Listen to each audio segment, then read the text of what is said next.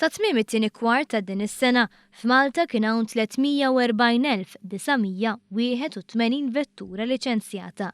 Statistika maħruġa mill-Uffiċċju Nazzjonali tal-Istatistika tgħid li dan ifisser żieda ta' 3,475 vettura fuq l-ewwel kwart tal-2015. Minn dawn il-vetturi 79% kienu karozzi tal-passiġġieri, 14% vetturi kummerċjali u 6% muturi.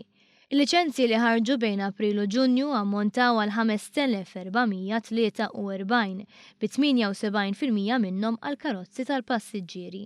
Fit-tieni kwart tal-2015 il-liċenzji għal vetturi ġodda laħqu l-2505, jiġifieri 46% tat-total.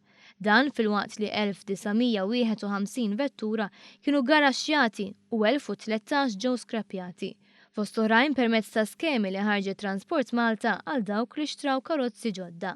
L-Uffiċċju Nazzjonali tal-Istatistika qal li l-iktar vetturi popolari f'Malta huma dawk b'magna petrol li ammontaw għal kważi 61% tal-vetturi kollha.